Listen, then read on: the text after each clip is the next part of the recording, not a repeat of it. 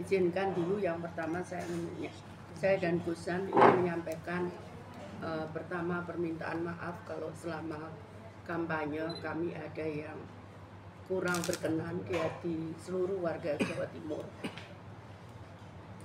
Yang kedua, saya ingin menyampaikan terima kasih kepada seluruh pihak yang telah membantu kami di lapangan. Ada yang memang terang-terangan, namun ada yang memang melalui doa, melalui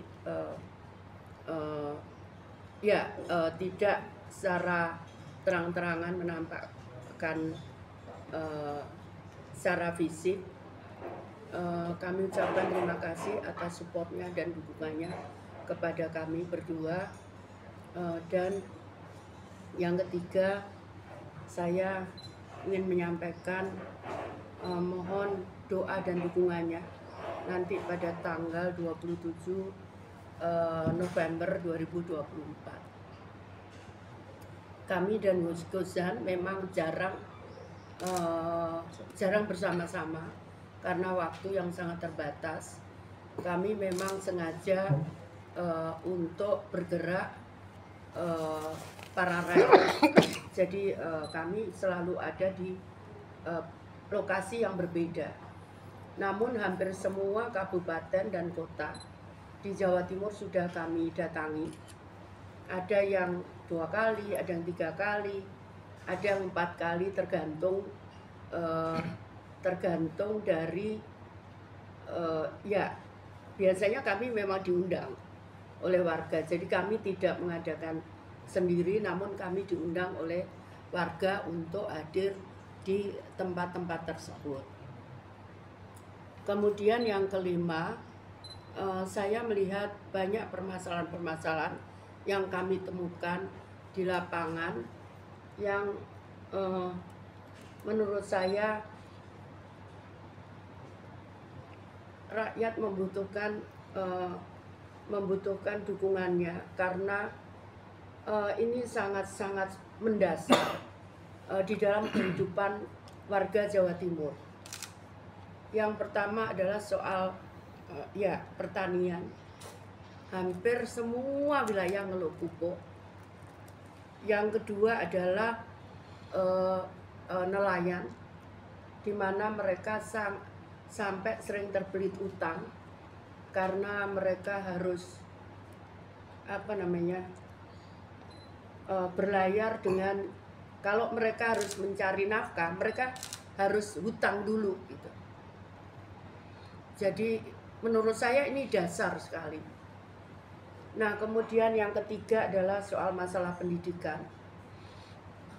di mana di beberapa daerah banyak sekali yang mengeluh tentang ijazah-ijazah yang ditahan, maupun mereka kesulitan untuk membayar biaya pendidikan. Sehingga banyak sekali di antara mereka yang tidak sekolah.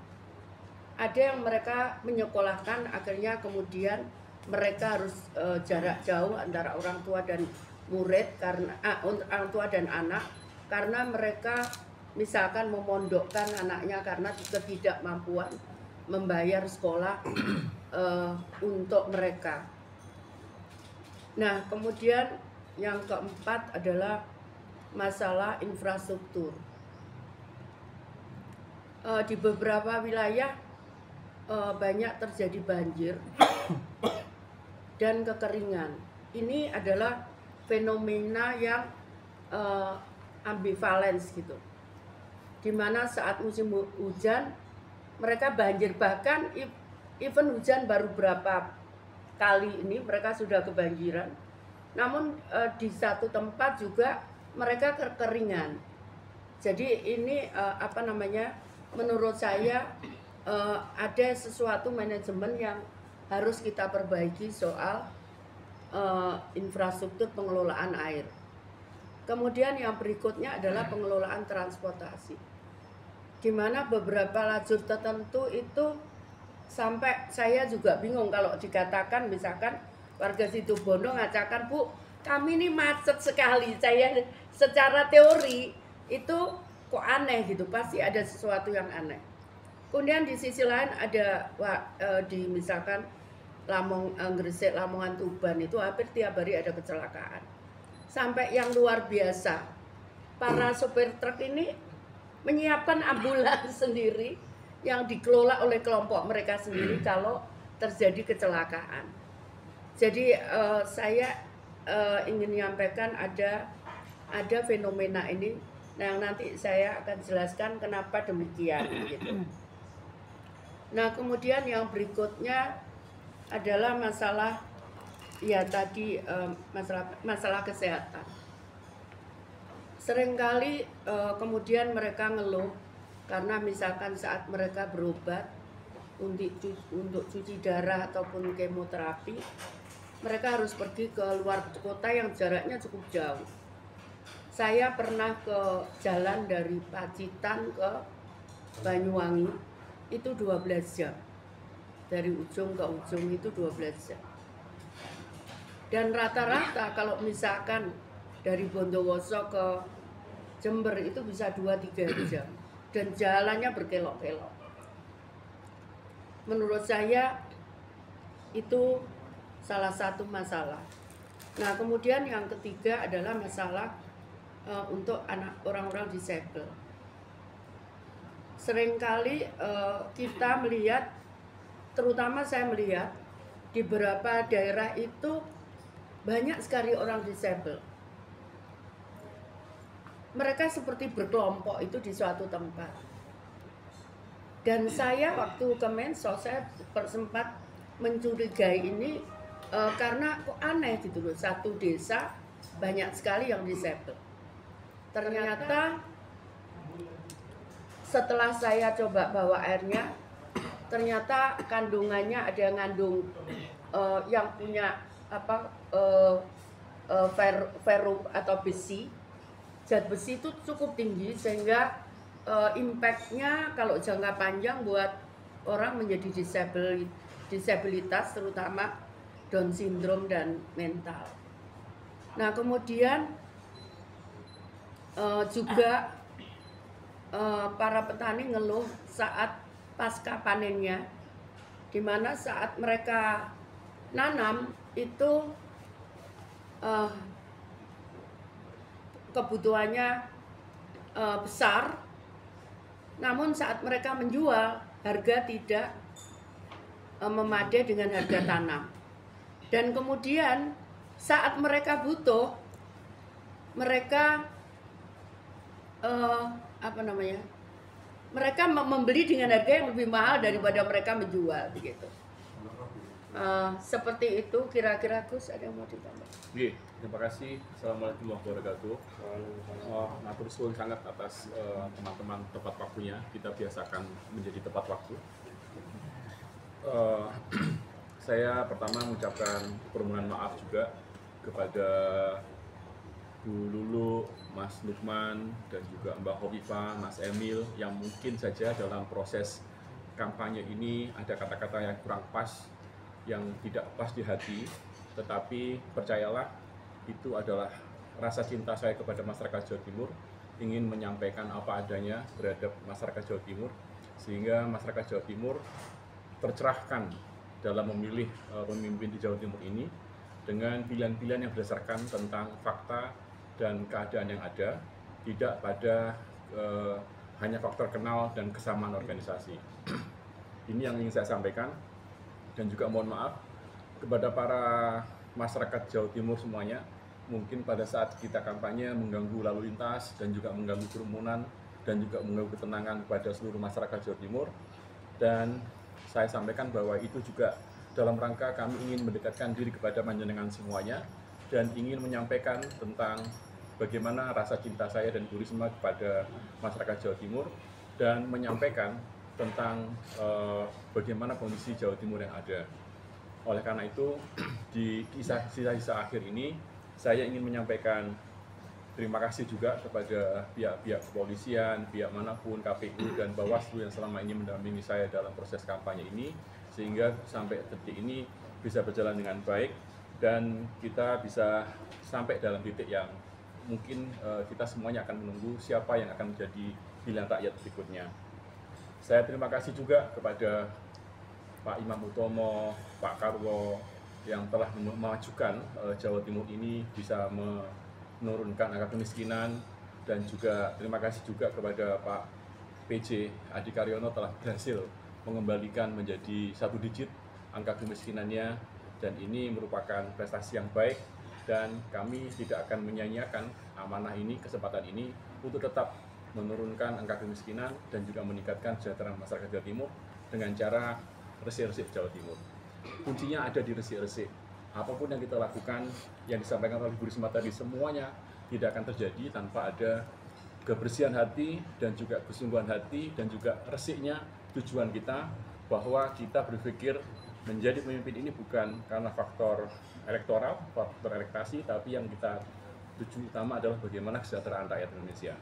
Dan tolak ukur keberhasilan kami, KPI kami bukanlah penghargaan-penghargaan yang menumpuk, tapi riang gembiranya dan juga canda tawanya masyarakat Jawa Timur itu adalah keriangan kita semuanya. Jadi kami tidak waham dengan berbagai penghargaan yang ada. Kami akan senang kalau misalnya masyarakat bahagia dan masyarakat tidak ada lagi yang menangis karena susah air, masyarakat yang menangis karena tidak dapat pekerjaan, dan masyarakat menangis karena nggak bisa menyekolahkan anak-anaknya. Dan kepada guru-guru Madin, alhamdulillah Bu Risma sudah hitung-hitungan, insya Allah kesejahteraan guru Madin akan jauh meningkat dari yang sekarang ini ada. Bahkan sampai estimasi untuk guru Madin bisa sampai 1 juta di dalam bisaroh mereka dalam 1 bulan. Bu Risma sudah hitung semuanya, dan saya percaya karena Bu Risma mantan Bapeko dan Bapeda sehingga tahu hitung-hitungan angka, dan insya Allah itu akan bisa terrealisasi. Mengenai terowongan yang ada di daerah Ponorogo ke Pacitan dan sebagainya, itu semuanya bagi orang lain seakan-akan mimpi. Tapi ingat, yang bicara ini adalah orang yang telah membangun satu-satunya alun-alun yang ada di bawah tanah, yang tidak ada lagi selain ada di Surabaya. Dan orang yang telah membangun Bokalslet yang asalnya sungai, nggak kepikiran orang-orang, dan akhirnya sekarang bisa menjadi jalan yang lebar. Artinya bagi orang lain itu tidak mungkin, bagi Bu Risma dan bagi kita insya Allah itu akan kita mungkinkan demi masyarakat Jawa Timur semuanya. Saya kira demikian dari saya, matur suwun sangat atas perhatian semuanya. Wassalamualaikum warahmatullahi wabarakatuh. Karena jangka pendek itu harus segera ditangani. Yang pertama adalah normalisasi sungai, kemudian kita membuat pintu-pintu air sehingga air laut tidak bisa masuk. Contohnya misalkan di Pacitan, di Pasuruan, kemudian di Sidoarjo, di Gresik, di Sampang, di Lamongan, kemudian Malang, kemudian Ngawi, kemudian Trenggalek, kemudian Ponorogo, Bojonegoro. Nah, itu harus ada sistem terkoneksi. Yang pertama sebenarnya ada aliran air. Kalau lihat dari data, itu adalah saat ini kondisi kita itu yang mampu kita defisit air itu 39%. Kalau nanti sudah 40, kita sudah ngomong krisis air. Padahal lihat tuh penurunan dari tahun lalu itu 0,7 dari 31% menjadi 39%. Sementara pada waktu musim hujan kita surplusnya 65%, 61%, maaf, 61%. Sehingga surplus itulah yang kita akan tangkap dengan menggunakan sungai-sungai, badan sungai yang sudah kita tutup pintunya seperti Durola. Kenapa ditutup? Supaya air laut tidak bisa masuk. Nah, kemudian juga memanfaatkan waduk-waduk yang ada untuk pengairan kebutuhan air dan pengairan untuk warga, sehingga mereka tetap bisa mempunyai masa tanam 3 kali. Kalau sekarang ini 2 kali aja berat. Kalau 3 kali maka air ada, maka mereka bisa menanam 3 kali. Nah, itu yang kita lakukan. Jadi menangkap air baku, kemudian membuat sekarang irigasi tidak harus seperti irigasi zaman dulu yang harus menggunakan semacam saluran irigasi, bukan. Karena itu boros, sudah terbukti boros dan boros air dan mahal gitu. Kita bisa gunakan selang-selang begitu. Nah, masalah berikutnya adalah transportasi antar pulau. Di Kabupaten Gresik dan Kabupaten Sumeneb itu banyak sekali ke pulau-pulau, totalnya 400 lebih, meskipun itu sebagian tidak berpenghuni. Nah, permasalahannya adalah bagaimana saat ini mereka mendapatkan akses layanan yang baik. Sekarang ini layanan itu hanya layanan untuk angkutan orang, sehingga biaya angkutannya menjadi tidak visible. Karena itu yang kita lakukan adalah kita akan membuat layanan itu yang multifungsi. Yang pertama bisa mengangkut orang, yang kedua bisa mengangkut barang, yang ketiga bisa mengangkut kendaraan. Jadi mobil, sepeda motor itu bisa naik ke situ nanti ke depan. Nah, kemudian saya tambahkan nanti kita akan siapkan ruang untuk fasilitas kesehatan. Jadi nanti ada dokternya, ada perawatnya, sehingga itu mungkin akan menekan biaya puskesmas, karena kalau puskesmas jauh saya tidak yakin itu ada tenaga medisnya. Biasanya cuma ada satu perawat. Nah, kalau itu terjadi maka nanti akan dijemput oleh perahu-perahu yang lebih kecil. Kalau dibutuhkan misalkan di sana perahu ini mendarat di pulau besar begini, kemudian ada pulau kecilnya, maka nanti akan dilayani oleh perahu-perahu kecil yang bisa digunakan untuk melayani warga di pulau-pulau yang lainnya. Nah, kalau dengan angkutan barang, kemudian angkutan kendaraan mereka bisa gunakan, maka mereka kalau mempunyai hasil buminya, mereka bisa kita bantu untuk menjual atau mengirim barangnya menggunakan kapal ini. Nah, itu yang untuk transport. Nah, yang terjadi adalah misalkan jalan tol udah ada, kenapa truk-truk ini nggak mau naik tol? Itu karena biaya tol sangat mahal. Sementara beban untuk tol itu dibebankan pada supir, sehingga mereka tidak mampu membayar biaya tol itu. Nah, akibatnya apa? Akibatnya angkutan barang terjadi ngumpul dengan angkutan orang. Nah, angkutan orang ini sepeda motor dan sebagainya. Itu sangat bahaya dan itu terbukti hampir tiap hari ada kecelakaan.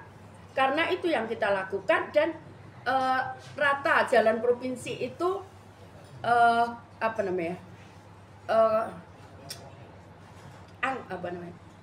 struktur jalan itu tidak kualitasnya tidak sesuai dengan angkutan-angkutan besar yang ada, sehingga hampir setiap tahun ini yang dikeluhkan oleh pengemudi, setiap tahun ada perbaikan yang akibatnya macet sampai berapa jam. Nah, mereka terganggu karena itu. Nah, sehingga karena itu kita akan membangun jalan baru di beberapa daerah yang non tol, karena